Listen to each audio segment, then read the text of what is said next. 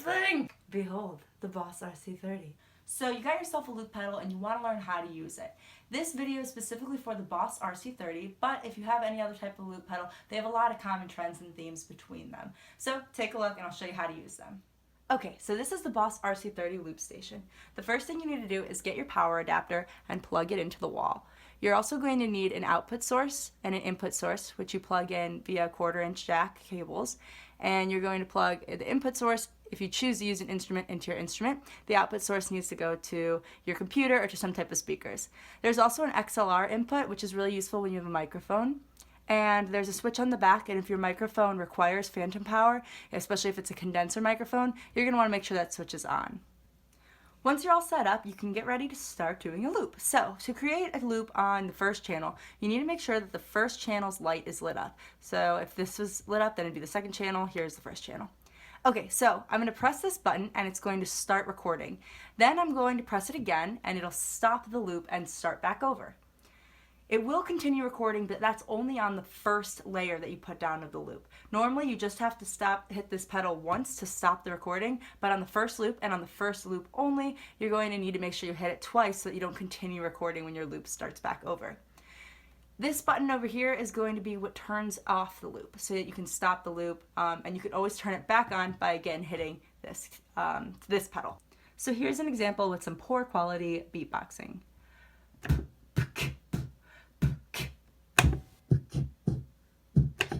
See how I had to hit it twice? And hitting this pedal is going to turn it off. So something to pay attention to, when this button is lit up, you are still recording. When this button is lit up, you're playing music. So if I hit this to turn it back on, you'll notice that I'm not recording, but I am obviously playing music out of the loop pedal. If I was going to record another layer, I can hit this pedal again and put another layer on top. And I have another layer. Okay, so something to pay attention to is the fact that this light is currently blinking. Now that means that I have something on channel 1 right now. There's nothing on channel 2 right now because that light isn't lit up. While this one is completely solid, that means that it's playing the loop like so. To record on your second channel, you can do one of two things. You can press this button up here, or if you're playing on stage and you want to be able to jump to the second channel without having to use your hands, you can just set your foot on the right pedal and it'll switch that light over. So now that this light is lit up, that tells me that I'm working with channel 2 right now. So I can do the same thing, add another layer, and this way the two loops are independent of each other and I can take one off and leave one on, or vice versa. So here's an example of that.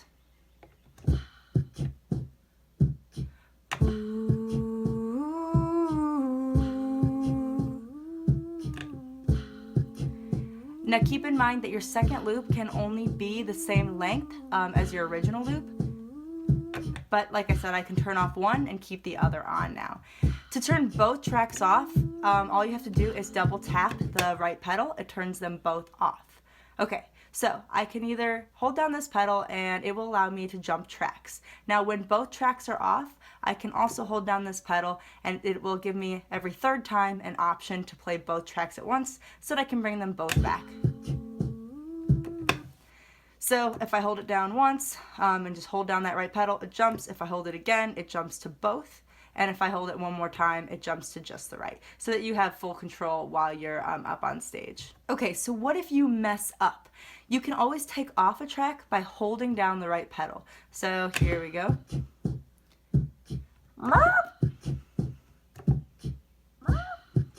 I don't like that, so I'm going to hold down the left pedal and it will turn off the most recent layer that I put down. However, I can't take off the other layer that I recently put down. I can only do whichever one I last recorded. The next thing to note with this pedal is that there are two faders located at the top, which gives me the power to adjust the volume on each loop. So I can make it quieter or louder. And that's with both loops I can do that. Next, notice that you have this little section right here, which allows you to put in a set rhythm. So you can tap in a tempo, turn it on and off, and it'll keep the time for you. And there's different types of tempos as well on this loop pedal, so you can get multiple types of kind of drum sounds. You have the power to control your mic input. By turning this up, you can do a lot more and get a lot more volume. By turning this down, it becomes quieter and your voice won't come through quite as loudly. Next, notice that you have the power to save your looped recording. So what you can do is press this little right button. It'll start to blink up here, press the right button again, and now when I'm on channel 6, it will always have that sound unless I come back later and delete it. So if I go up to channel 7 and I do something up here and then go back to 6, you can see these are blinking, meaning that they have things on their channels, and I can turn my original loop back on. I also have the power to clear one of those channels. I can do this at any time, just so long as there's no sound coming through the loop pedal. So what I can do is all I have to do is make sure I'm on the channel that I want to be on. So in this one I'm on the first channel. I'm going to hold down the right pedal and then tap the left pedal once. This will clear the channel. You'll see the CL blink up here, and now I don't have anything on this channel anymore and I can start fresh. If I want to clear both channels, that's okay. Just make sure I go over to this channel and I can clear that one as well. But you also can just delete the entire loop, especially when you have both things going, and that gets rid of the thing that you just recorded. Lastly, this pedal comes with some effects. Honestly, I think they're all kind of awful, so I never use them. But if you wanted to, you can use some of these effects over here. You can change them by pressing type and it'll light up a different one. And you can turn it on by either pressing this button or very quickly tapping the left pedal twice.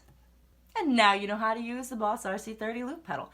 So one of the great ways to learn how to use your loop pedal effectively and create some pretty cool arrangements with it is to watch some other people's arrangements and get ideas of kind of how to work with the loop pedal. So feel free to check out some of my other videos. I have multiple loop videos where you can see what I'm doing to create the songs that I'm creating.